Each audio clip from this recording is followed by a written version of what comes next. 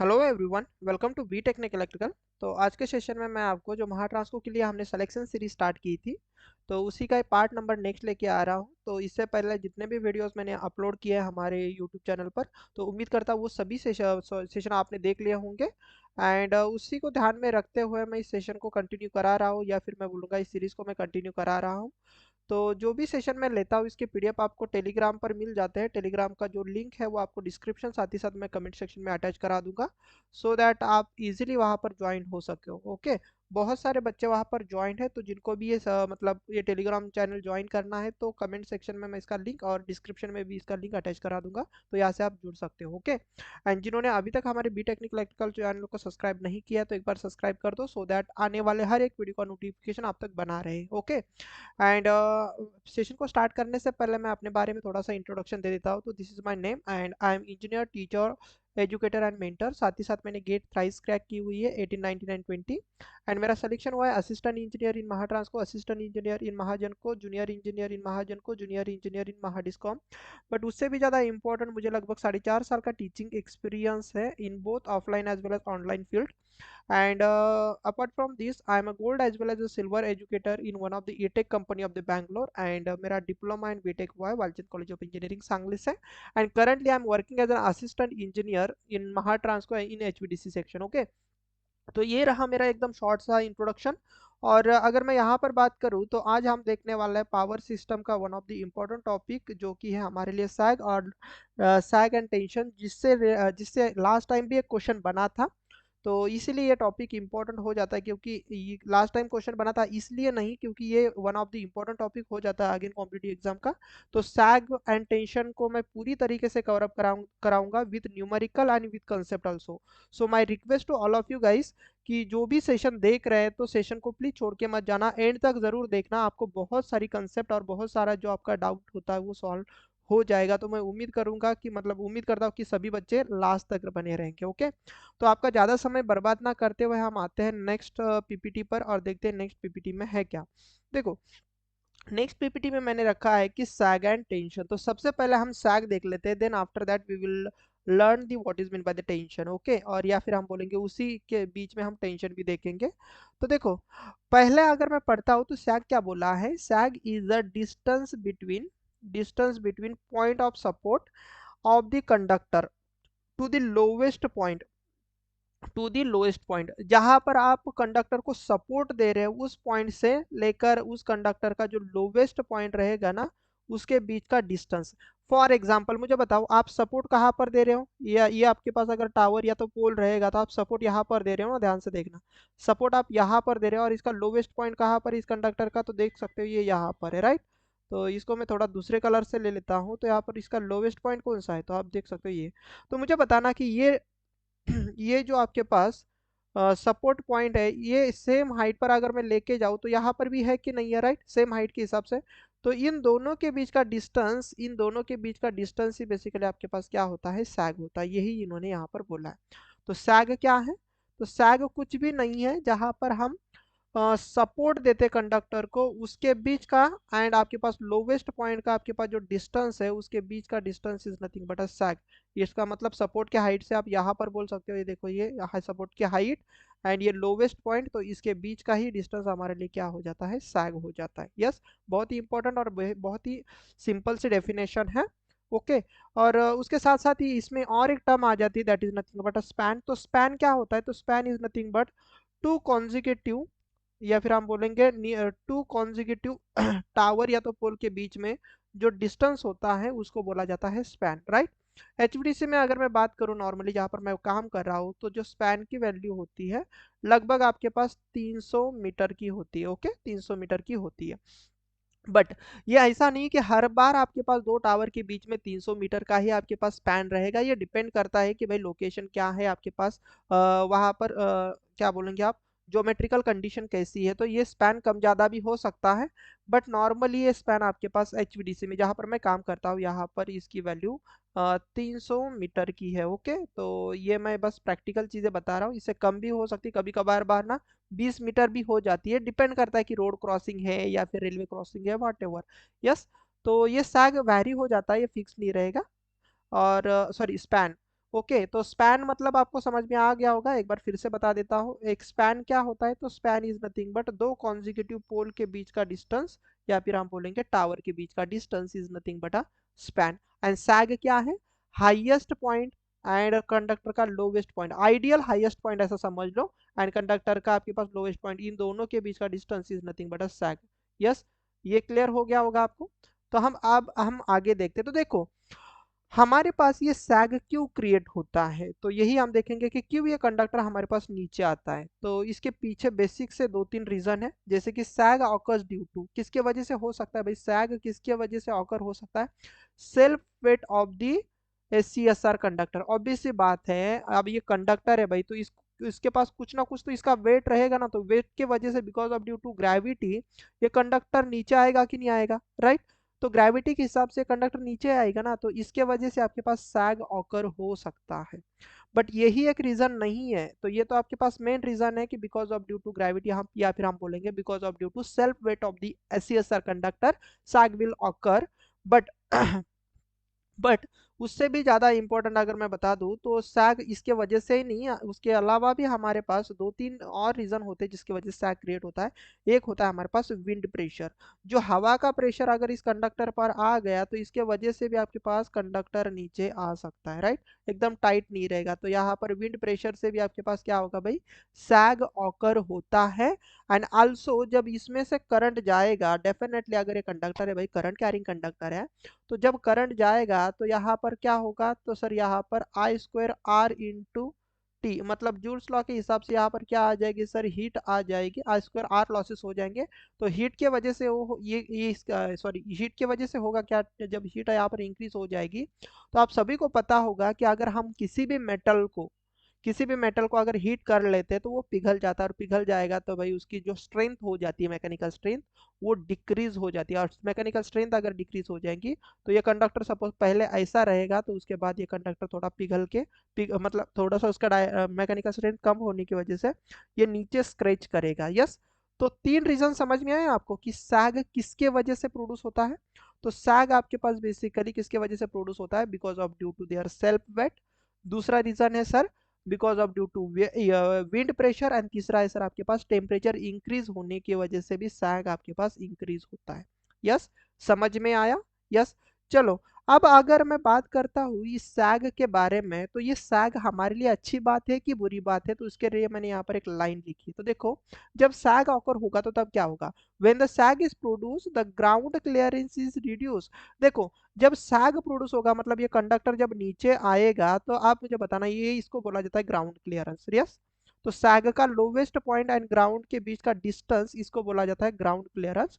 तो जब ये कंडक्टर जितना नीचे आएगा, ध्यान से देखना, जब जितना सैग बढ़ेगा मतलब ये कंडक्टर जितना नीचे आएगा, उससे हो क्या रहा है, तो ये ग्राउंड क्लियरेंस हमारे लिए कम हो रहा है। तो इससे क्या होगा which will cause the increasing the capacitance. ये क्या करेगा भाई, इस कंडक्टर एंड इस ग्राउंड के बीच में जो कैपेसिटेंस जो प्रोड्यूस होता है, कैपेसिटी इफेक्ट, इसको ये इंक्रीज करेगा।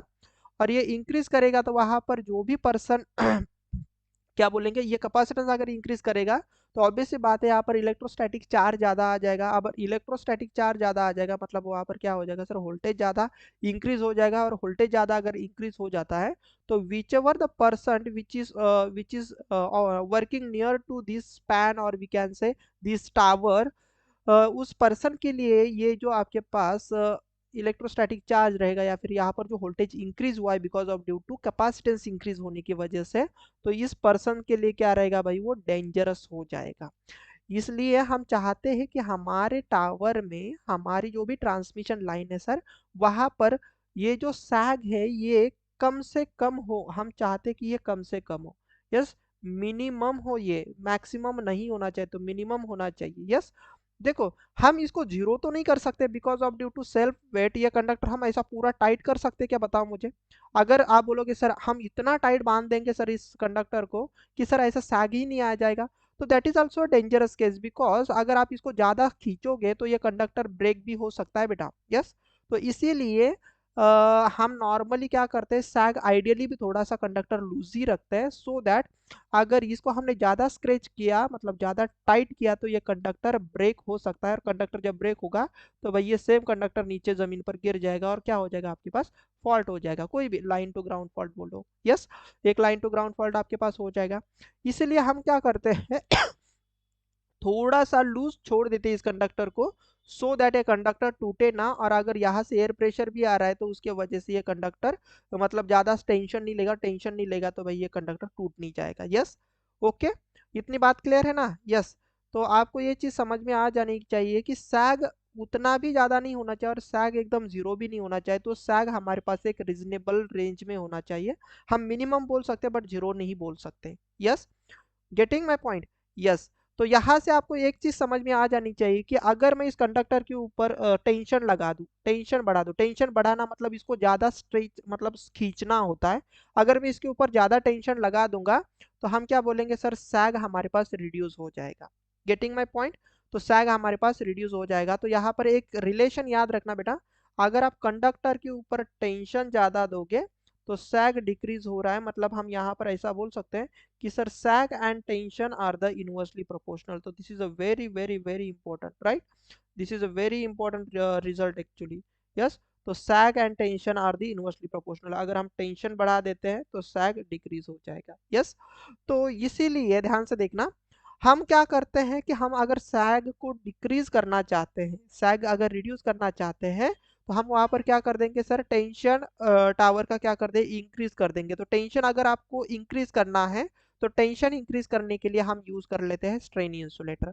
तो जिन्होंने मेरा पहला सेशन अगर देखा रहेगा, इससे रिलेटेड मैंने जस्ट कल ही सेशन दिया है, तो वो अगर सेशन अगर आपने देख लिया होगा तो आपको ये चीज़ समझ में आ गई होंगी कि वहां पर भी मैंने बात की थी कि जब मैंने स्ट्रेन इंसुलेटर पढ़ा था, तो पढ़ाया था, तब भी मैंने बोला था कि अगर हम स्ट्रेन इंसुलेटर यूज कर लेते हैं तो हमारे पास सैग डिक्रीज हो जाता है। अब स्ट्रेन इंसुलेटर कैसे कनेक्टेड रहेंगे, यहाँ पर इस तरीके से कनेक्ट रहेंगे, राइट ना। तो ये अगर स्ट्रेन इंसुलेटर यहाँ पर कनेक्टेड रहेंगे तो इससे हम क्या कर लेते हैं, कंडक्टर को ज्यादा खींच सकते हैं, मतलब हम टेंशन बढ़ा सकते हैं, और टेंशन बढ़ेगा तो हमारे पास सैग डिक्रीज हो जाएगा। यस, इतनी सी आसान सी बात है, बहुत ज्यादा कुछ है ही नहीं इसमें।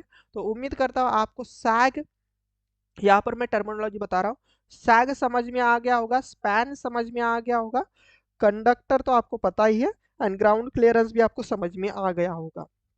तो मुझे ऊपर ऊपर से बताना है एक चीज, अगर मुझे ये एक चीज मुझे बताना है कि ये चीज है क्या, यहाँ से लेके यहाँ तक थोड़ा ध्यान देना, बहुत इंपॉर्टेंट चीज मैं अभी बता रहा हूँ।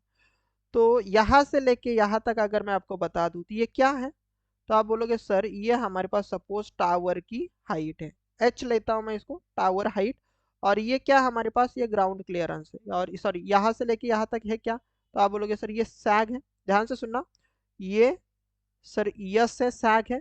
तो अगर मुझे ग्राउंड क्लियरेंस निकालना है, सपोज जीसी निकालना है, तो आप कैसे निकालोगे, तो टोटल हाइट क्या रहेगी, ध्यान से देखना, ये टोटल टावर की हाइट ही हमारे पास पूरी हाइट बन जाएगी, तो आप क्या बोलोगे, टावर की टोटल हाइट क्या रहेगी सर, सैग प्लस ग्राउंड क्लियरेंस। तो आप क्या बोलोगे, अगर मुझे ग्राउंड क्लियरेंस निकालना है सर, ग्राउंड क्लियरेंस निकालना है, तो आप कैसे निकालोगे सर, टोटल हाइट लोगे सर टावर की, उसमें से अगर हम स्पैन माइनस कर देंगे सर, तो हमें ग्राउंड क्लियरेंस मिलेगा। और आपको इस बात के मतलब ये बात सुन के हैरानी होगी कि ये सेम कंसेप्ट आपके पास लास्ट टाइम महाट्रांसको में आया था। उन्होंने क्या दिया था पता है, सैग को निकालने के लिए कुछ पैरामीटर्स दिए थे, एंड उन्होंने टावर की हाइट दी हुई थी, एंड उन्होंने बोला था कि बताओ भाई ग्राउंड क्लियरेंस कितना रहेगा। तो ये क्वेश्चन बहुत ही अच्छा क्वेश्चन था। तो ये टावर की हाइट सपोज एच लेते हो, ये सैग को अगर आप यस लेते हो, तो अगर आपको ग्राउंड क्लियरेंस निकालना है, ग्राउंड क्लियरेंस निकालना, तो आप क्या करोगे, टावर हाइट ऐसा कर दो, ये फॉर्मूला लिख लेना, टावर हाइट, टावर हाइट में से आप क्या कर दोगे माइनस, टावर हाइट में से आप सैग को अगर माइनस कर दोगे तो आपको क्या मिलेगा, ग्राउंड क्लियरेंस। सेम क्वेश्चन महाट्रांसको में आया था, सेम ऐसा ही क्वेश्चन, ओके। तो ऐसे हवा में नहीं दे रहा, जिन्होंने ये एग्जाम दी रहेंगी वो समझ सकते हैं कि हाँ सर ये क्वेश्चन आया था। यस, तो चलो नेक्स्ट पीपीटी पर देख लेते हैं कि है क्या। अब देखो सैग आपके पास दो तरीके की कंडीशन में हो सकता है। कब हो सकता है, तो इसमें पहली केस हो जाती है सैग निकालने के लिए, जब हमारे पास सपोर्ट, सपोर्ट मतलब क्या, टावर्स आपके पास इक्वल लेवल पर रहेंगे, मतलब सपोज ये एक टावर है, ध्यान से देखना, एक टावर है और ये दूसरा भी टावर यहाँ पर ही है, और दोनों के दोनों इक्वल हाइट पर है, तब हम यहाँ का स्पैन निकालना चाहते हैं तो ये एक कंडीशन हो जाती है। और दूसरी एक कंडीशन हो जाती है कि एक टावर आपके पास इस हाइट पर है और दूसरा टावर सपोज कुछ न आपके पास इस हाइट पर है और यहाँ पर सपोज मतलब पहाड़ है। तो इस केस में भी आपके पास ऑब्वियस सी बात है भाई, सैग क्रिएट होगा, राइट। बट ये जो सैग है ये डिफरेंट हो जाएगा। तो अभी हम इक्वल कंडीशन के लिए ले लेते हैं। तो अभी इसके बारे में मत ध्यान देना, आगे हम देख लेंगे कि जब अनइक्वल हाइट पर आपके पास सपोर्ट रहते हैं या फिर हम बोलेंगे टावर रहते हैं, तब स्पैन का क्या सॉरी सैग का क्या सैग का क्या फॉर्मूला होगा। और जब इक्वल हाइट पर रहते हैं तब हमारे पास सैग का क्या फॉर्मूला होगा। तो इसको समझाने के लिए मैंने सबसे पहले तो यहाँ पर क्या लिया है, यहाँ पर मैंने इक्वल हाइट के करस्पॉन्डिंग यहाँ पर सैग की डायग्राम ली है। तो मुझे बताना कि ये सपोज आपके पास ये सैग के हिसाब से अगर मैं देखूँ तो ये कंडक्टर सपोज हमारे पास नीचे आया हुआ है। तो इसका टॉप पॉइंट कौन सा रहेगा, ये वाला, राइट। लोवेस्ट पॉइंट कौन सा रहेगा, ये वाला। तो इसके बीच में जो डिस्टेंस रहेगा तो उसे हम क्या बोलेंगे, उसे हम सैग बोलेंगे ना, जो आप देख सकते हो यहाँ पर है, राइट। तो ये हमारे पास देखो यस स्टैंड्स फॉर द सैग है। इस केस में थोड़ा टर्मिनोलॉजी समझ लेना, बाकी कुछ नहीं है। तो एस स्टैंड्स फॉर द सैग। तो समझ में आया, एस क्या है हमारे लिए अभी, सैग है, जो कि आप यहाँ पर देख सकते हो which is over here, yes stands for the sag. Okay. और ये चीज मैंने अभी बताई थी आपके पास कि ये suppose tower corresponding to tower के बीच में क्या होता है, that is nothing but a span, right ना, स्पैन। तो स्पैन आप कितना बोलोगे, देखो यहाँ पर L/2 है, यहाँ पर L/2 है, तो सर L/2 प्लस L/2 करोगे तो टोटल स्पैन कितने का हमारे लिए, L मीटर का हो सकता है, राइट। L मीटर का। और HVDC के लिए मैंने कितना बोला था, नॉर्मली जो चंद्रपुर टू पड़गे लाइन है जहाँ पर मैं काम करता तो वहाँ पर लगभग 300 किलोमीटर का स्पैन आपके पास देखने को मिलता है। बट ये हर टावर के लिए नहीं रहेगा, ये टावर टू टावर वैरी हो जाता है, बट ऑन एन एवरेज आप 300 मीटर ले सकते हो, राइट। तो यल क्या है हमारे लिए, तो यल है हमारे पास length of the span. Length of the span मतलब दो टावर के बीच का आपके पास डिस्टेंस, तो उसे हम बोलेंगे स्पैन या फिर हम बोलेंगे यल। अभी फिलहाल तो हम इसको बोलेंगे सपोज यल या फिर हम बोलेंगे स्पैन। ओके, ये चीज समझ में आई। ओके। अब अगर मैं आगे बढ़ता हूँ तो यहाँ पर कुछ टर्मिनोलॉजी और भी है, ध्यान से देखना, बहुत ही इंपॉर्टेंट इंपॉर्टेंट टर्मिनोलॉजीज आपको देखनी है। तो यहाँ पर एक टर्म यूज की गई दैट इज अ डब्ल्यू। अब ये डब्ल्यू क्या है, late assume the W is a wait of the conductor. W क्या आपके पास वेट ऑफ द कंडक्टर है पर यूनिट लेंथ। एक पर यूनिट लेंथ के लिए आपके पास डब्ल्यू क्या उसका वेट है। ओके, एक पर यूनिट लेंथ पर आपके पास डब्ल्यू क्या उसका वेट है। और डब्ल्यू आई क्या है, ध्यान से सुनना, बस ये टर्मिनोलॉजी बस ध्यान देना, बाकी आपके एग्जाम में नहीं आएगी बट आपको पता होनी चाहिए। तो डब्ल्यू आई क्या है, वेट ऑफ आइस पर यूनिट लेंथ। ये आइस का वेट है, ध्यान से देखना। ये किसका वेट है, आइस। आइस मतलब बर्फ, राइट ना, बर्फ का आपके पास वेट है। एंड डब्ल्यू क्या है, कंडक्टर का वेट है। तो बर्फ का अगर आपको वेट निकालना है कि एक कंडक्टर, ध्यान से सुनना, अगर यह हमारे पास कंडक्टर है सपोज और इस कंडक्टर के ऊपर सपोज बर्फ आकर बैठ गया, ऐसे बर्फ आकर सपोज बैठ गया पहाड़ों में, सपोज इस तरीके का कंडक्टर है हिमाचल प्रदेश में, इस तरीके की सपोज ट्रांसमिशन लाइन है, उस पर क्या आ चुका है, सपोज ये आइस के टुकड़े आ चुके हैं, राइट। तो आइस के टुकड़े यहाँ पर क्या क्रिएट करेंगे, तो आप डेफिनेटली बोलोगे सर इस कंडक्टर के ऊपर आइस की क्या आ जाएगी, सर एक लेयर आ जाएगी, या फिर आपको यहाँ बोलोगे भाई कोटिंग आ जाएगी। और इसके बीच में आपके पास यहाँ पर क्या रहेगा, तो this is nothing but your conductor, right. तो ये क्या हो जाएगा आपके पास, कंडक्टर हो जाएगा। तो थोड़ा ध्यान से देखना जो मैं बताने की कोशिश कर रहा हूँ।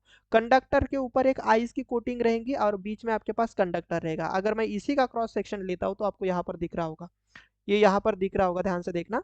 तो ये बीच वाला कंडक्टर है, this is nothing but your conductor, ये बीच वाला कंडक्टर है। और ये जो आपके पास शेडेड जो दिखाई दे रहा है सिंगल शेडेड, तो ये आइस की कोटिंग है। ये क्या है आपके पास, आइस की कोटिंग, मतलब ये पूरा का पूरा बर्फ है, कंडक्टर के ऊपर आइस की कोटिंग आपके पास रखी हुई, ध्यान से देखना। ओके। तो ये जो कंडक्टर का जो आपके पास कंडक्टर के ऊपर जो आइस है उसका जो थिकनेस लिया जा रहा है, जो कोटिंग है उसकी जो थिकनेस ली जा रही है वो ली जा रही है स्मॉल टी से। एंड कंडक्टर का जो डायामीटर है, कंडक्टर का जो डायामीटर है वो स्मॉल डी से लिया जा रहा है। यस।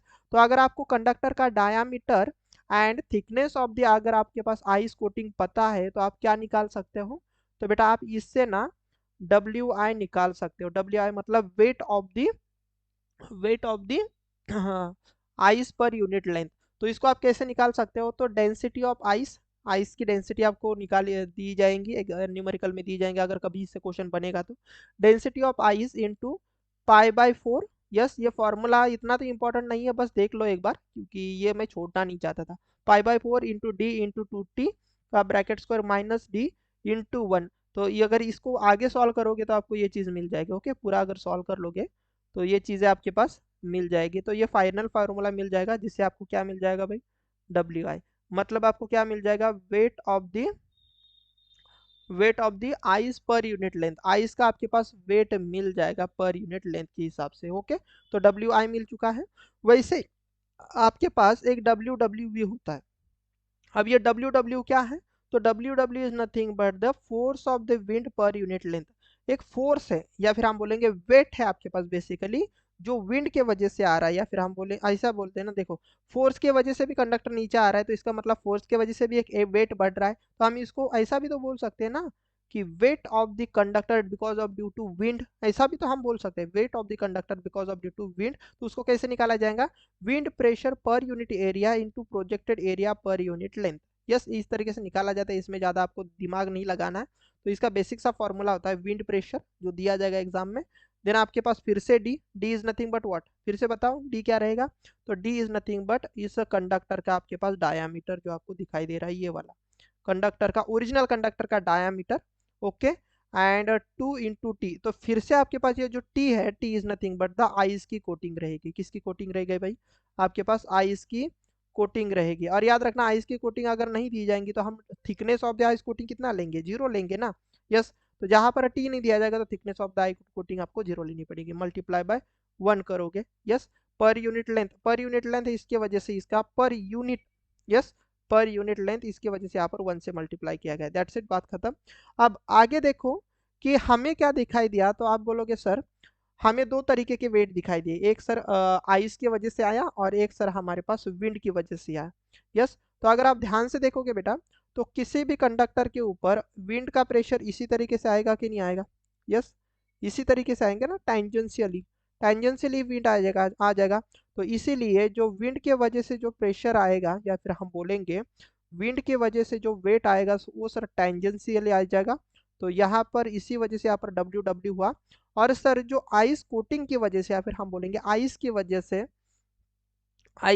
से सर जो हमारे पास, ध्यान से सुनना, आइस की वजह से सर जो हमारे पास वेट आएगा वो इधर आ जाएगा। ध्यान से सुनना, इधर कौन सा आ जाएगा भाई, आपके पास वेट आ जाएगा सर आइस की वजह से। ध्यान से देखना, आइस की वजह से। बट इस आइस में और एक आपके पास वेट ऐड हो जाएगा, वो कौन सा हो जाएगा सर, इस कंडक्टर का खुद का भी तो वेट इसको नीचे खींचेगा ना। एक तो सर इसके ऊपर आइस बैठ चुका है इस कंडक्टर के ऊपर, उसके वजह से सर WI आ जाएगा, प्लस सर कंडक्टर का वेट भी आ जाएगा। इट मीन्स नीचे जाने वाला जो प्रोजेक्शन है, या फिर हम बोलेंगे नीचे जाने वाला जो वेक्टर है सर, उसमें दो तरीके के वेट आ जाएंगे। एक तो सर आइस का वेट, और दूसरा सर हम सॉरी आइस का वेट नहीं, weight of due to weight weight due to ice, and दूसरा रहेगा हमारे पास कंडक्टर का वेट। तो इन दोनों की वजह से कंडक्टर नीचे आ जाएगा और विंड प्रेशर आपके पास टेंजेंशियल आ जाएगा। It means we have three types of weight, जिसमें से दो डाउनवर्ड दिशा में और एक आपके पास टेंजेंशियल दिशा में। तो इसी वजह से हम क्या बोलेंगे सर, जो रिजल्टेंट हमारे पास वेट आएगा वो बेटा आपके पास क्या हो जाएगा, तो आप क्या बोलोगे सर, जो रिजल्टेंट हमारे पास वेट आ जाएगा ना, वो सर हमारे पास इन दोनों का वेक्टर एडिशन आ जाएगा। एक देखो सर, ये एक इस दिशा में, एक बेटा इस दिशा में, तो इनको अगर मैं वेक्टर एडिशन करूंगा तो यहाँ पर मुझे क्या मिलेगा, टोटल वेट मिलेगा। तो ये तो बच्चा बच्चा जान लेगा, राइट। तो टोटल वेट आपके पास दिखाई दे रहा है, राइट। यस, तो ये चीज समझ में आई। यस, तो टोटल रिजल्टेंट वेक्टर आपके पास यहाँ पर आ जाएगा। तो ये चीज हम कैसे निकालेंगे सर, वेक्टर के हिसाब से। तो नेक्स्ट अगर मैं इस पर आता हूँ तो आप मुझे बताना कि जैसे हमने देखा कि सर एक वेक्टर हमारे पास इस दिशा में है, एक वेक्टर हमारे पास इस दिशा में है, तो आप कैसे निकालोगे सर WT, तो WT मतलब टोटल वेट। तो आप बोलोगे सर इन दोनों का सर पाइथागोरस के हिसाब से ये क्या है हमारे लिए, बता। ये हाइपोटेनस है ना, तो हाइपोटेनस में हम क्या करेंगे सर, जो भी आपके पास वर्टिकल लाइन है उसका स्क्वायर, और ये हॉरिजॉन्टल लाइन है सर उसका स्क्वायर कर देंगे, तो हमें क्या मिल जाएगा सर, टोटल वेट मिल जाएगा। तो ये बेसिक मैथमेटिक्स है, हाइपोटेनियस थ्योरम, बाकी कुछ भी नहीं है।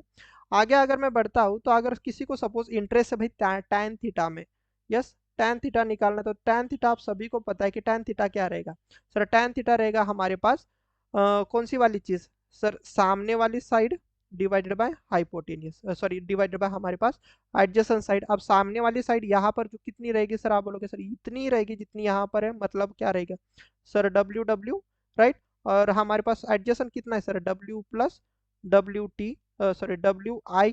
तो यही हमारे पास क्या हो जाएगा, तो tan थीटा हो जाएगा। तो यही फॉर्मूला हमने यहाँ पर लिखा है ना, राइट, यही फॉर्मूला हमने यहाँ पर लिखा है, तो इसमें कुछ था ही नहीं है। अब ये थीटा क्यों निकाला जाता है, क्योंकि मैं आपको आगे बताऊंगा, आगे मैं बताऊंगा। उसके अलावा हमारे पास ये देखो, ये तो टोटल वेट समझ में आ गया ना, टोटल वेट कैसे निकाला जाएगा।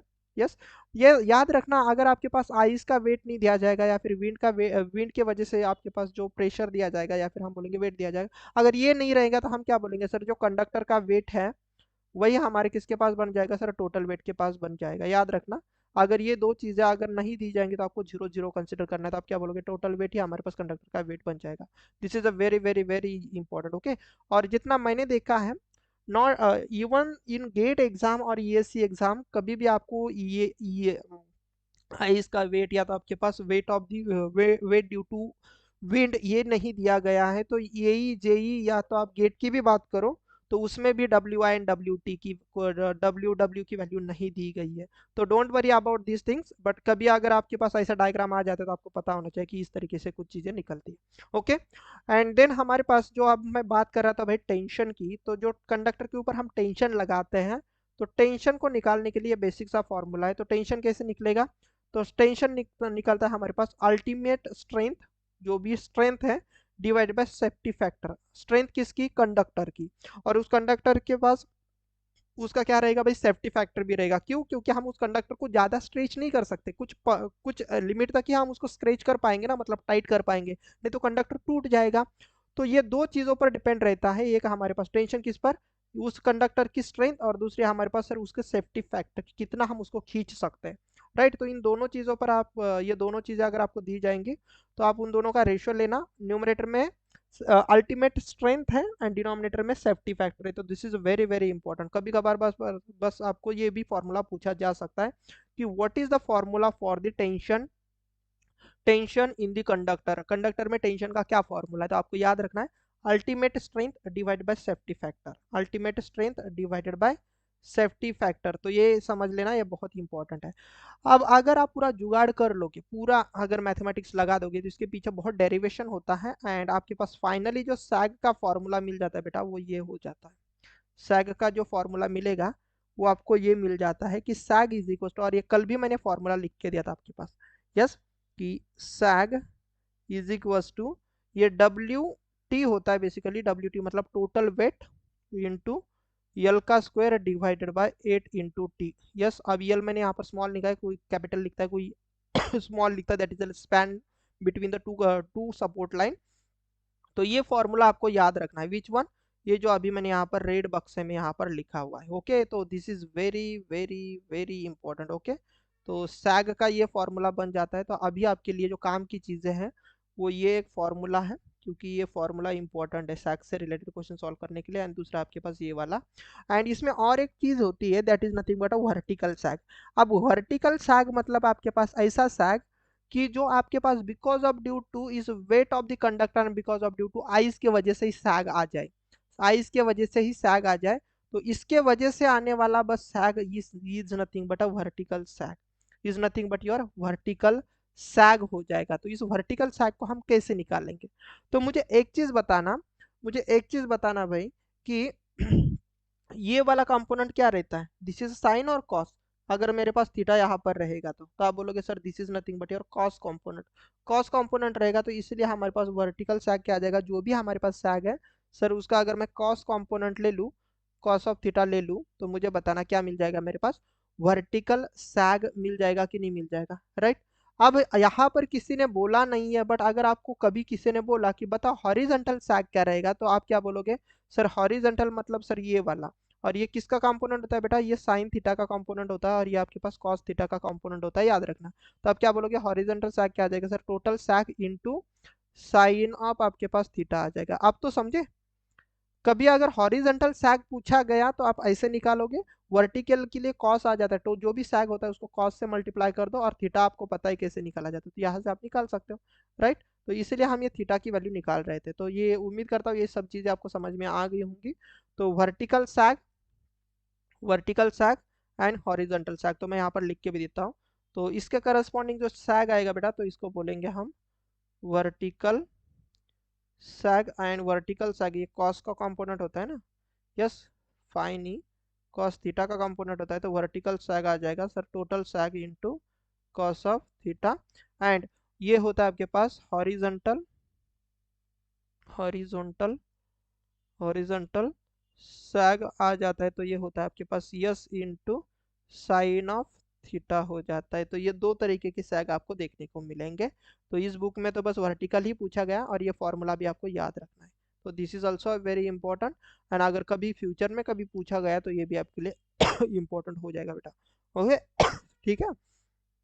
तो उम्मीद करता हूँ ये चीज़ समझ में आ गई होगी। अब हम आते हैं कि जब हमारे पास tower not not equal level पर होते हैं, मतलब इक्वल लेवल पर नहीं रहेंगे। तो ये नॉर्मली ऐसा कब होता है, जब हमारे पास पहाड़ी एरिया होता है, जो हिली एरियाज होता है ना, राइट। हिली हिली एरियाज में आपके पास बेसिकली इस तरीके की चीजें आपको देखने को मिलती है, राइट। पहाड़ों के ऊपर एक टावर आपके पास पहाड़ के टॉप पर होता है और एक टावर आपके पास सपोज पहाड़ के बहुत नीचे होता है। तो अगर कोई कहाँ पर गया होगा भाई, कोकणकड़ा अगर गया होगा तो वहाँ पर एचवीडीसी का हमारा ही एक बहुत ही प्यारा सा टावर है। एचवीडीसी का अगर कभी चांस मिले तो जाकर देखना वहां पर एचवीडीसी। और ये टावर मैंने ड्रोन पेट्रोलिंग करते वक्त देखा है कि जो कोकणकड़ा का जो ऊपर वाला पॉइंट है और एक जो नीचे वाला पॉइंट है, तो एक सीधा यहाँ से बहुत बड़ी खाई है और यहाँ से एक टावर यहाँ पर भाई एकदम टॉप पर और एक बॉटम पर है। तो इस केस में आपके पास क्या होता है कि ये दोनों टावर आपके पास, ये इसके करस्पॉन्डिंग एक टावर और यहाँ पर जो टावर रहेगा वट एवर, तो ये अनइक्वल हाइट पर रहते हैं। तो ऐसे केस में हम सैग कैसे निकालेंगे? यस। तो ऐसे केस में अगर हमें सैग निकालना रहता है तो हम ऐसा निकालते हैं। यस। तो कहाँ पर देखना है, ये टावर मैं पहले बता सकता हूँ। वो टावर मैं आपको पहले बता देता हूँ कि एक है आपके पास, सॉरी, कहाँ पर मिलेगा, कोकणकड़ा, या फिर कहाँ पर भी आप देख सकते हो भाई जहाँ पर पहाड़ी एरियाज है, जहाँ पर हिली एरियाज है, वहां पर आपके पास ऐसे टावर आपको दिखते होंगे। एक टावर आपके पास बहुत ज्यादा हाइट पर होता है और एक नीचे रहता है। तो ऐसे केस में हम देख सकते हैं कि हमारे पास अनइक्वल लेवल पर आपके पास सपोर्ट रहते हैं। तो इसमें हम सैग कैसे निकालेंगे, तो इसमें देखना एस वन मतलब याद रखना, जो हमारे पास लो लेवल पर, लो हाइट पर जो टावर होता है ना, उसके करस्पॉन्डिंग सैग एंड वो कहाँ से लेके कहाँ तक मेजर करोगे, तो आप अगर देखोगे तो देखो उसका टावर एंड उसकी जो लोवेस्ट हाइट है, उसके बीच का जो जो डिस्टेंस है, that is nothing but the lowest sag इसको बोला जाता है, उसे हम S1 बोल रहे हैं। एंड जो हाईएस्ट सैग होता है वो हम क्या करेंगे, देखो इसका जो सपोर्टिंग पॉइंट है वो, और जो लोवेस्ट पॉइंट रहेगा भाई कंडक्टर का, उसके बीच का जो डिस्टेंस रहेगा, that is nothing but S2, that is nothing but S2। Okay. तो ये चीज आपको समझ में आ गई। और अगर आपके पास सपोज ऐसा पूछा गया कि बताओ जो लोवेस्ट टावर है एंड जो हाईएस्ट टावर है, इन दोनों के बीच में कितना डिस्टेंस है, तो आप कैसे निकालोगे? सर, जो भी हमारे पास ये वाला सैग है उसमें से अगर सर हम जो हाईएस्ट सैग माइनस कर दे, मतलब लोअर सैग माइनस हाईएस्ट सैग, तो हम देखो एच पा सकते। तो ये भी कभी कभार बार क्वेश्चन पूछा जा सकता है या फिर हमारे लिए फॉर्मूले इंपॉर्टेंट हो जाएंगे। यस, कभी कभार बार ना एग्जाम में फॉर्मूले ही पूछे जाते हैं, हम बहुत ज्यादा सोचने लगते हैं। तो हो सकता है आपको ये फॉर्मूले पूछे जाए, तो आपको इन फॉर्मूलेस को बहुत अच्छी तरीके से देखना है। S1 S2 and S3। तो S1 क्या है देखना, WT, W मतलब टोटल है, ध्यान से देखना, टी ये एक सफिक्स है, ये टी मल्टीप्लाई बाय कुछ नहीं है, टी मतलब टाइम ले लोगे ऐसा कुछ नहीं। तो WT मतलब total weight divide by 2 into T in bracket L/2, यल क्या है सर, स्पैन है, माइनस टेंशन इंटू H कैसे निकाला जाएगा या फिर दिया जाएगा, और फिर से आपके पास WT इंटू यल। तो ये सब चीजें अगर पता रहेंगी तो याद रखना है, पहले केस में S1 के लिए माइनस है एंड सेम फॉर्मूला आपको चिपका देना है। देखो यहाँ पर माइनस है भाई S1 के लिए, एंड S2 के लिए अगर सेम फॉर्मूला देखोगे तो यहाँ पर प्लस है, कुछ नहीं है, इन दोनों में आपके पास क्या है भाई, प्लस है। तो S2 के लिए मतलब हाईएस्ट हाइट के लिए आपके पास ये चीज प्लस है, लोवेस्ट हाइट के लिए आपके पास माइनस है। And highest sag minus lowest sag का अगर डिफरेंस लोगे तो आपके पास हाइट मिल जाएगी किसकी, आपके पास lowest tower and highest tower के बीच का जो भी आपके पास हाइट रहेगी वो आपको मिल जाएगी। यस। तो ये वाली हाइट आपको मिल सकती है। तो ये बहुत बेसिक चीज है और इन फॉर्मूलेज को अच्छे से देखना बेटा, क्योंकि एग्जाम में कभी कभार फॉर्मूले के ऊपर भी क्वेश्चन पूछे जाते हैं। लास्ट टाइम महाट्रांसको ने बहुत प्यारे प्यारे फॉर्मूले ही पूछे थे, दो तीन तो क्वेश्चन बस फॉर्मूले के ऊपर ही थे, मतलब क्वेश्चन सॉल्व ही नहीं करने थे, बस अगर आप फॉर्मूला जानते हो तो आप आंसर को टिक कर सकते हो। तो जिन्होंने एग्जाम दी मेरे बात को समझ सकते हैं, राइट। तो ठीक है। तो ये हुआ हमारे पास जब हमारे पास टावर अनइक्वल सपोर्ट पर होते हैं। एंड यहाँ पर मैं एक और पॉइंट में आपको बता देता हूँ, और वो ये होता है कि कभी कभार बार ना, ये जो हमारे पास सैग है, ये जो हमारे पास सैग है, ये वाला, तो ये जो सैग है बेसिकली, इस सैग का आपको नेचर बोला जाता है कि भाई ये किस तरीके से दिखता है। तो इसके लिए एक स्पेशल नाम होता है, that is nothing but a catenary type of nature. Yes. तो कोई बोलता है कि सेमी सर्कल या फिर आपके पास हाइपरबोला, पैराबोला, ऐसे भी नाम आपको दिए जाते हैं, बट नॉट लाइक दैट। उस तरीके के आपके पास मतलब इसका नाम नहीं होता है, तो इसके लिए स्पेशल नाम है। जो सैग का नेचर होता है वो होता है catenary type. Okay, catenary type. Okay, spelling मेरी शायद से गलत हो सकती है, बट याद रखना है कैटेनरी टाइप या फिर नेचर ऑफ द सैग आपके पास कैटेनरी टाइप का होता है। Yes. And very important thing, और एक चीज मैं बता रहा हूँ, अगर मुझे बताना, बस इसको थोड़ा समझना क्योंकि ये भी एक बार शायद से किसी एग्जाम में पूछा गया था। अगर हम टावर अनइक्वल हाइट पर रखते हैं, ये हमारे पास लोअर हाइट पर टावर है और ये हायर हाइट पर टावर है, तो मुझे बताना सबसे ज्यादा कंडक्टर का वेट कौन से टावर पर रहेगा। यस, थोड़ा सा दिमाग लगाओ कि अगर हम यहाँ पर एक टावर लगा दिया है, हमने ये टावर है सपोज, और एक हमने यहाँ पर एक दूसरा टावर लगा दिया है, और इसके बीच में अगर मैं कंडक्टर लगा दूंगा, तो मुझे बताओ सबसे ज्यादा वेट तो नीचे की दिशा में आएगा। अब नीचे की दिशा में आएगा मतलब ये ग्रेविटी की वजह से इसके ऊपर ज्यादा वेट आ जाएगा ना, ऊपर वाले टावर के ऊपर, राइट।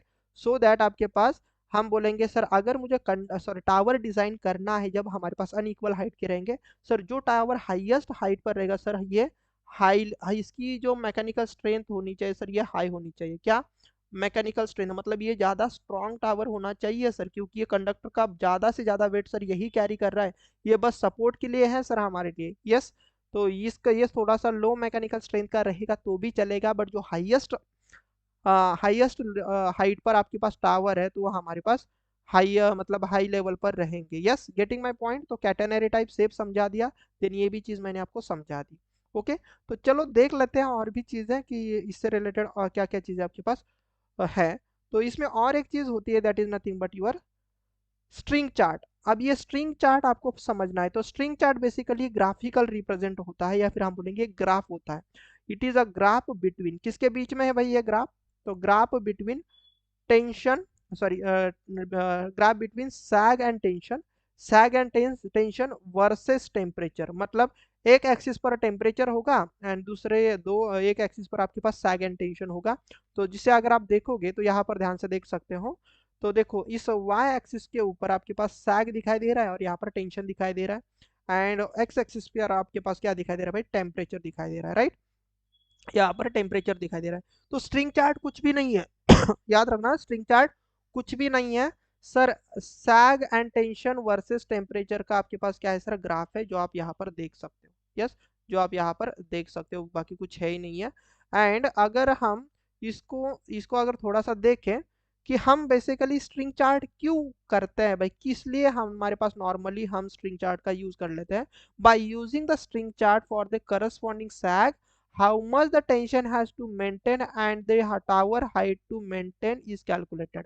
स्ट्रिंग चार्ट से हमारे पास क्या होता है, ध्यान से देखना, तो स्ट्रिंग चार्ट से हमारे पास एक चीज हमें मिल जाती है कि हमें कितना टेंशन देना है उस टावर के ऊपर और हमें कितनी हाइट रखनी है उस टावर के लिए, उस उतना सैग कैरी करने के लिए, तो हम ये निकाल सकते हैं। या फिर आप ऐसा भी बोल सकते हो, अगर हमें टावर की हाइट पता है ना, अगर टेंशन पता है तो हम सैग निकाल सकते हैं।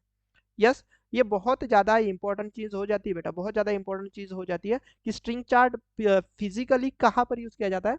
तो हम टावर की हाइट अगर पता रहेगी और अगर सपोज हमें टेंशन अगर पता रहेगा तो हम सैग निकाल सकते हैं, या फिर हम ये नहीं बोल सकते कि अगर मुझे सैग पता है तो हम टेंशन निकाल सकते हैं एंड टावर की हाइट भी कैलकुलेट कर सकते हैं। तो ये इंपॉर्टेंट चीज हो चुकी है, राइट।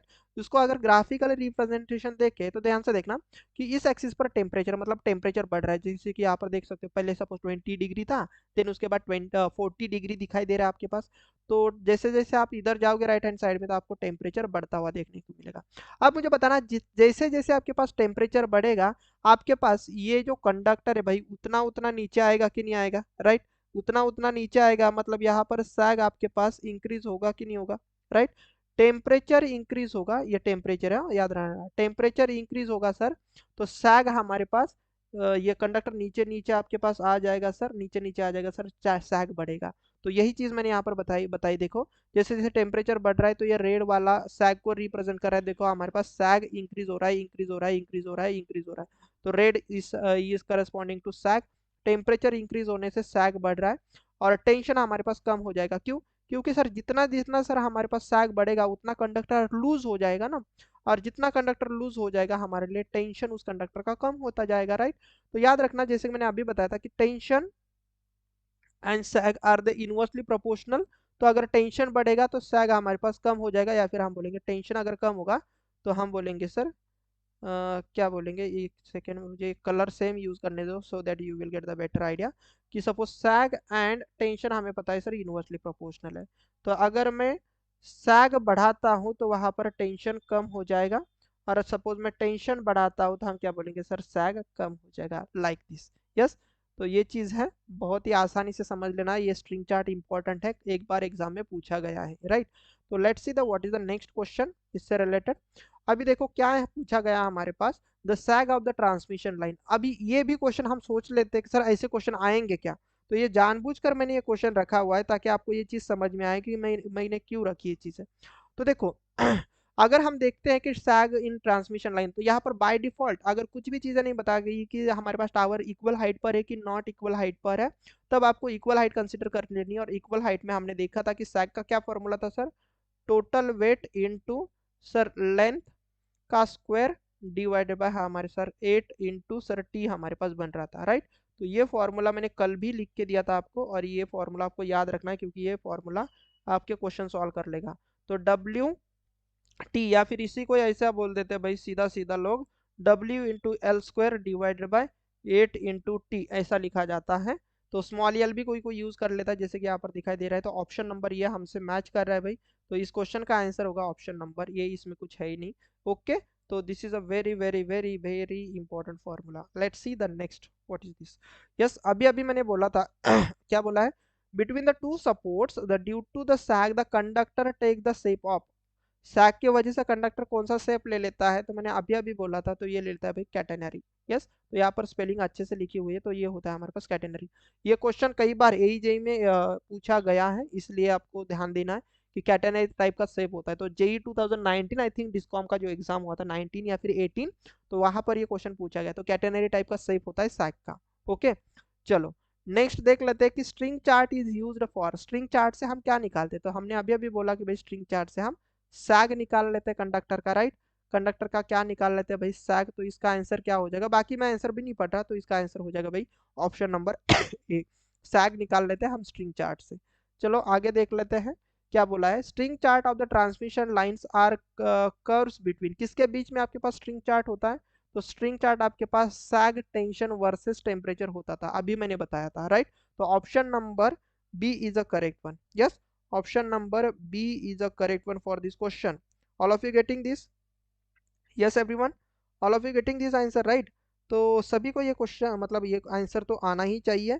एंड अब हम देख लेते हैं भाई नेक्स्ट हमारे पास क्वेश्चन है क्या। अब ये भी क्वेश्चन इंपॉर्टेंट है, यहाँ पर क्या बोला गया है देखो इंक्रीज इन टेम्परेचर, अगर मेरे पास टेम्परेचर इंक्रीज होता है in overall head of the transmission line causes से क्या होगा, ट्रांसमिशन लाइन के ऊपर क्या रहेगा।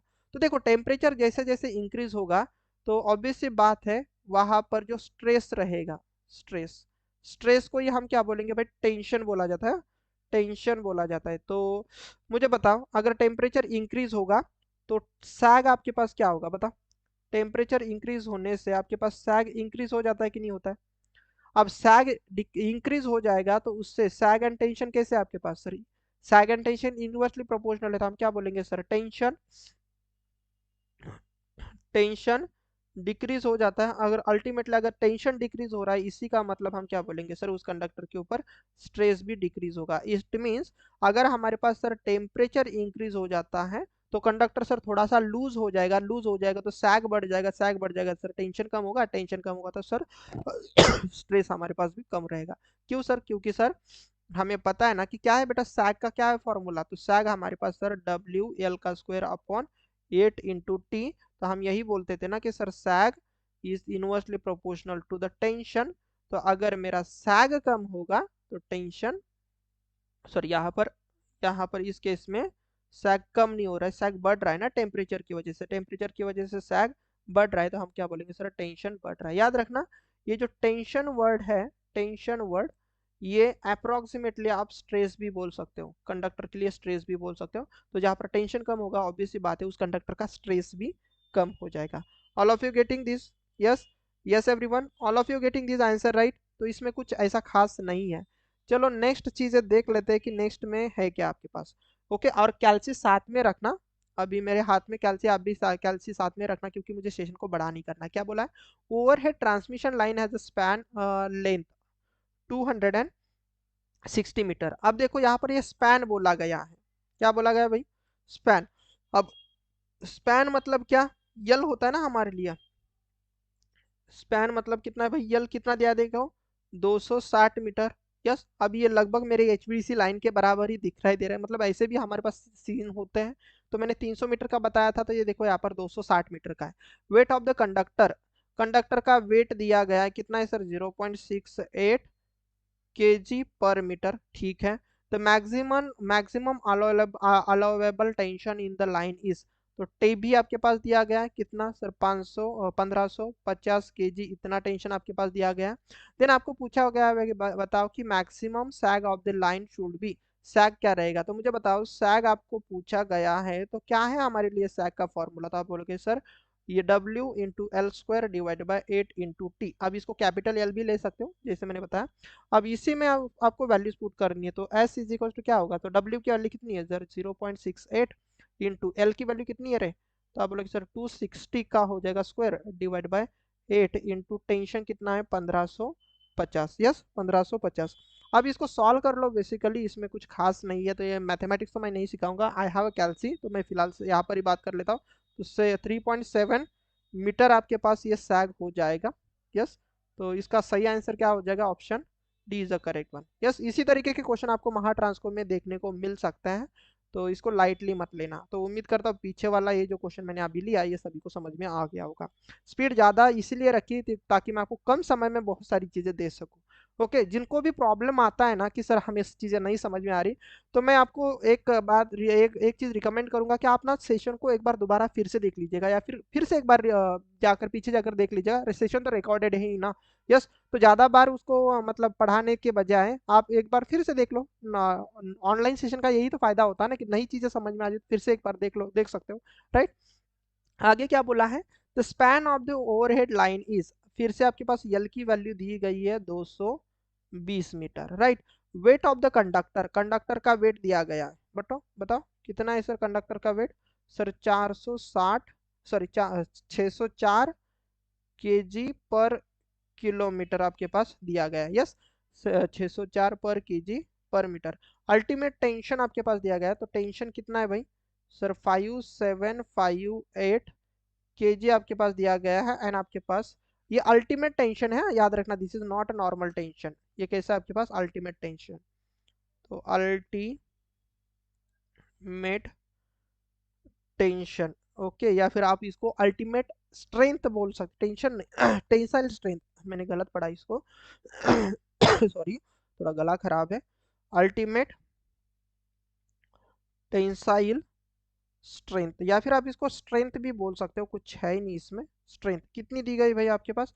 5758 केजी आपके पास दिया गया है। राइट, एंड आपके पास सेफ्टी फैक्टर जिसकी मैंने बात की थी, तो सेफ्टी फैक्टर भी आपके पास दिया गया है, और वो आपके पास दिया गया है भाई 2। देन आपको पूछा गया है कि बताओ सैग क्या रहेगा? तो सैग का फॉर्मूला आपको पता ही है ना, क्या है भाई सैग का फॉर्मूला?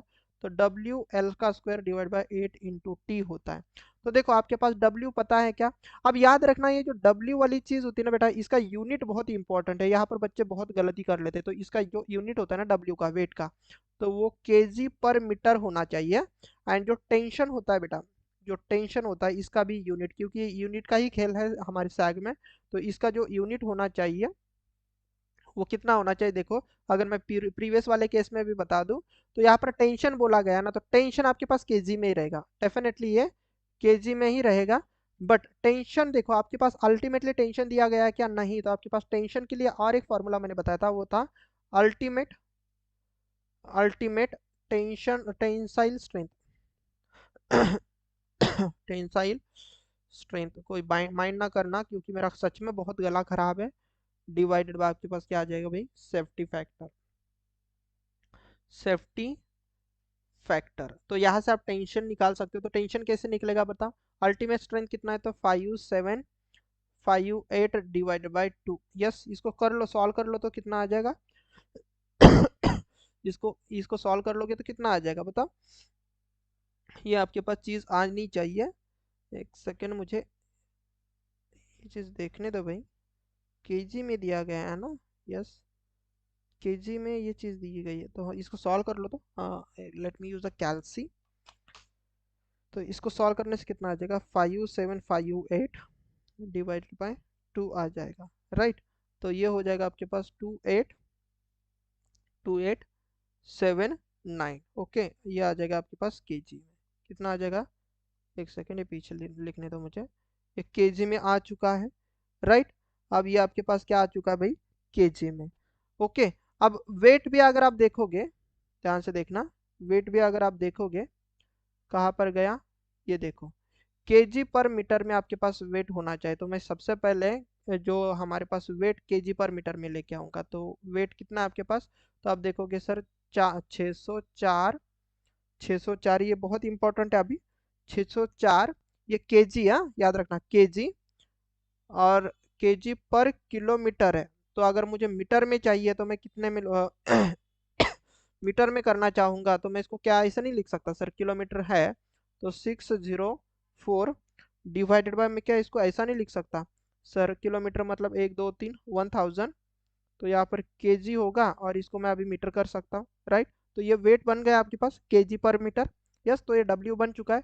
अब अगर मैं ये चीज़ यहाँ पर यूज़ कर लेता हूँ तो मेरा आंसर आ जाएगा। कैसे? देखो, डब्ल्यू की value sir 604, yes, W divided by आपके पास कितना हो जाएगा सर? ये 1000 इंटू यल का स्क्वायर कितना है भाई? यल मतलब कितना है? यल 220, इसका कर देना स्क्वायर डिवाइडेड बाय 8।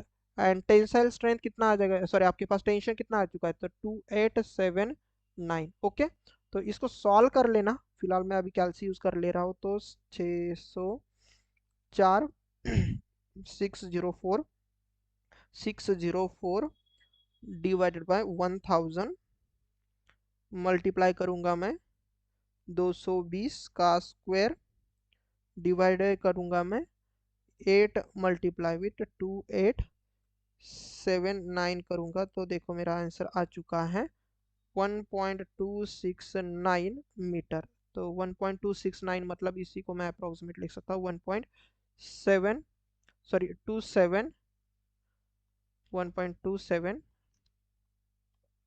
मीटर में लिख सकता हूँ। तो where is your answer? The answer is in option number D. तो इतने प्यार से हमने देखा। तो यहाँ पर दो चीजें मैंने देखी कि भाई यहाँ पर यूनिट का खेल था।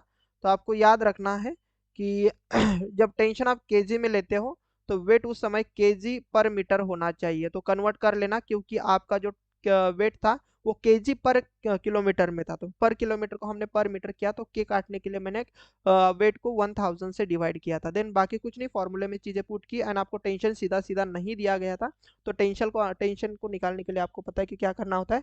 Tensile strength divide by safety factor से डिवाइड करके आप उसका टेंशन निकाल सकते हो। और टेंशन आपको केजी में ही लेना है, राइट। तो ऐसे आप इस क्वेश्चन को सॉल्व कर सकते हो। Let's see the next question की नेक्स्ट क्वेश्चन क्या है। और इस क्वेश्चन को भी हम देख लेते हैं। The overhead transmission line has a span. फिर से आपके पास स्पैन मतलब क्या दिया गया भाई? लेंथ। तो 220 मीटर का स्पैन दिया गया है।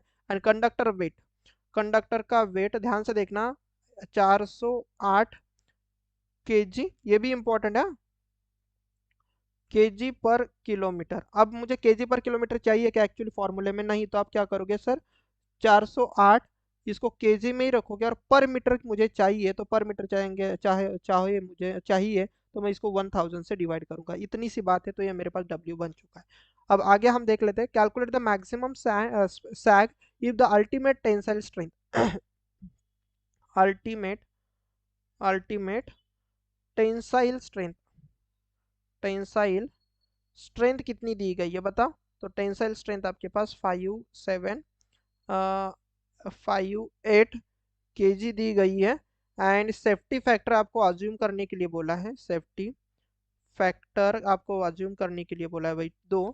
तो आप सबको बोला गया है कि बताओ मैक्सिमम टेंशन कितना रहेगा।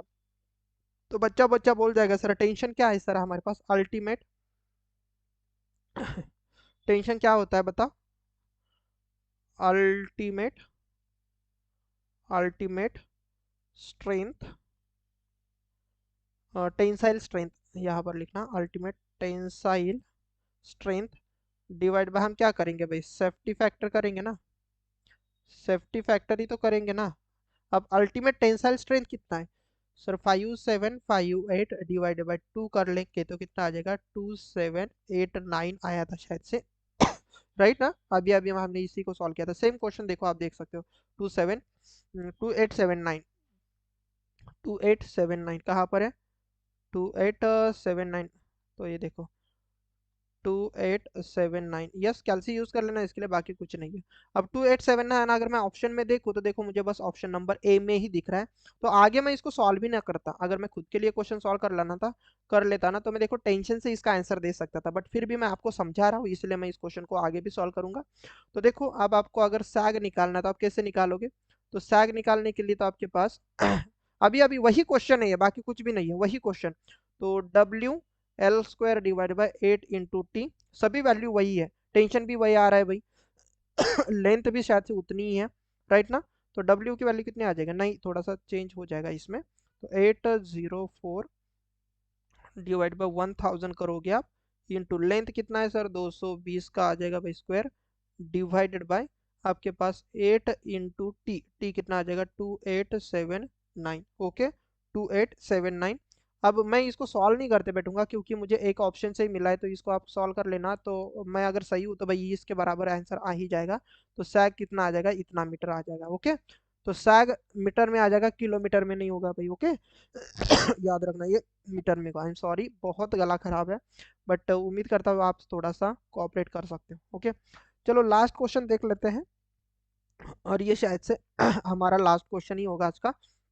क्या बोला गया है, 132 kV transmission line has the data weight of the conductor, conductor का वेट आपके पास कितना दिया गया है, 680 केजी पर किलोमीटर। मुझे बताओ जैसे आपके पास पर किलोमीटर आया तो आप बोलोगे सर इस यूनिट को आप किस में कन्वर्ट करोगे, सर ये हमें चाहिए किलोमीटर पर मीटर में चाहिए सर, राइट सर, केजी पर मीटर में चाहिए, तो केजी पर मीटर में कैसे हो जाएगा सर, 680 डिवाइडेड बाय हम क्या कर लेंगे सर 1000, तब ये हमारे पास केजी पर मीटर हो सकता है, तो अब हम ये डब्ल्यू यूज कर सकते हैं सीधा सीधा। आगे क्या बोला गया है, द लेंथ ऑफ स्पैन, मतलब एल की वैल्यू कितनी दी गई बेटा, 260 मीटर। एंड आगे क्या बोला है, अल्टीमेट स्ट्रेंथ, अब फिर से आपके पास वही चीज, अल्टीमेट अल्टीमेट टेंसाइल स्ट्रेंथ आप लिख सकते हो, या फिर स्ट्रेंथ भी बोल दो, सीधा सीधा चलता है, तो स्ट्रेंथ कितना है आपके पास, 3100 आपके पास केजी दिया गया है। एंड ऑब्वियस सी बात है, जब अल्टीमेट स्ट्रेंथ दी जाती है तो यहाँ पर आपके पास एक सेफ्टी फैक्टर भी दिया जाता है, सेफ्टी फैक्टर भी आपके पास दिया गया है, वो है भाई आपके पास 2, राइट ना, 2 आपके पास सेफ्टी फैक्टर है। देन जैसे आपके पास tensile strength and safety factor बन जाएगा तो इनका आपको क्या लेना भाई, रेशियो, अब मैं फॉर्मूला नहीं लिखते बैठूंगा, तो ultimate strength divide by safety factor कर लेंगे तो हमें क्या मिल जाता है, तो हमें मिल जाता है सर टेंशन, तो 3100 डिवाइड बाय 2 कर लेंगे तो ये हमारे पास 1550 केजी आ जाएगा, तो ये क्या हो गया भाई हमारे पास टेंशन।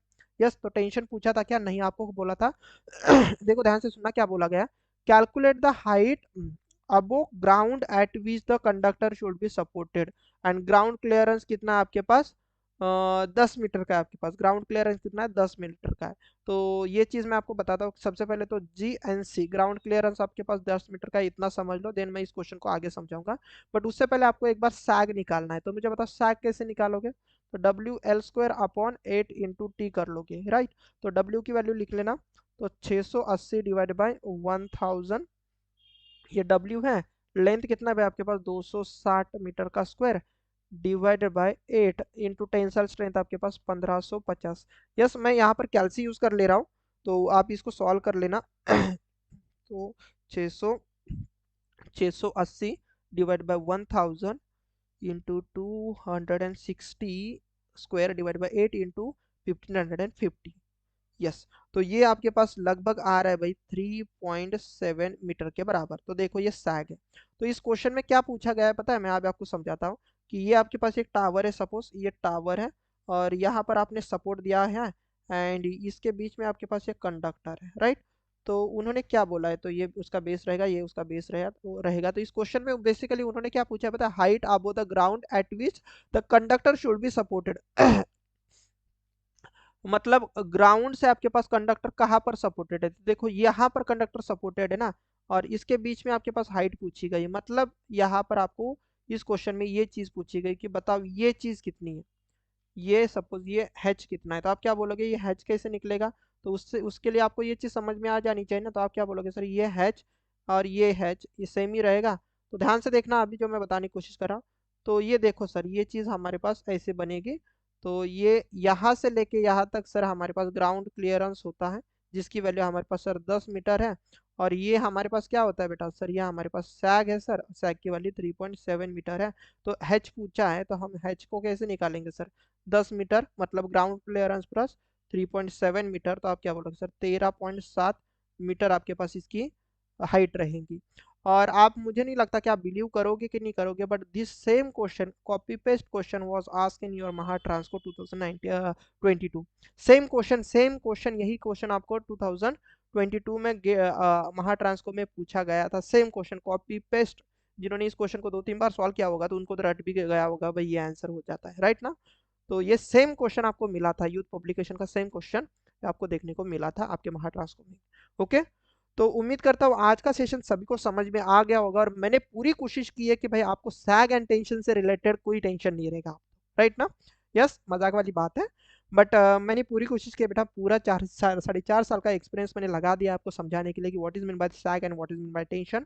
और क्वेश्चन भी आपके बहुत मतलब करा दिए हैं। एंड नेक्स्ट सेशन में हम जल्द ही कुछ नए नए टॉपिक देखेंगे, जैसे कि मैंने कल ही पोल क्रिएट किया था, और उसमें सभी ने बोला था कि सर आप मिक्स टाइप के सेशन शुरू कर दो। तो मंडे से बेटा आपके मिक्स टाइप के क्वेश्चन आ जाएंगे, जिसमें मैं कंसेप्ट नहीं पढ़ाऊंगा, बट मैं आपको बहुत सारे एक्सपेक्टेड क्वेश्चन पढ़ाऊंगा, बस क्वेश्चन क्वेश्चन ही लूंगा, क्वेश्चन सीरीज ही रहेंगी, और उसके साथ साथ मैं आपको कंसेप्ट भी डिस्कस करते जाऊंगा। ओके, तो अगर आपको मेरी मेहनत पसंद आती है तो आप कुछ मत करो बेटा, बस आप अगर मुझे कुछ सपोर्ट करना चाहते हो चैनल को सब्सक्राइब कर दो भाई, बस इतना ही मैं चाहता हूँ कि चैनल को सब्सक्राइब कर दो। और इसके पीडीएफ आपको कहाँ पर मिल जाएंगे, टेलीग्राम चैनल पर। ओके, तो जिन्होंने अभी तक चैनल को सब्सक्राइब नहीं कर लिया है भाई, तो एक बार चैनल को सब्सक्राइब कर दो, और आपको लगता है कि भाई ये सेशन सच में हेल्पफुल है किसी के लिए, तो अपने दोस्तों के साथ शेयर कर दो, so that they can also take the benefit, right ना। फ्री कंटेंट मिल रहा है तो उसको उसका यूज कर लो। ओके, हम मिलते हैं बेटा नेक्स्ट सेशन में, till then take care and bye everyone. और मैं उम्मीद करता हूँ सभी लोग सेशन को लाइक शेयर एंड सब्सक्राइब करके ही जाएंगे, एंड हम मिलेंगे नेक्स्ट सेशन में, देन बाय एवरीवन।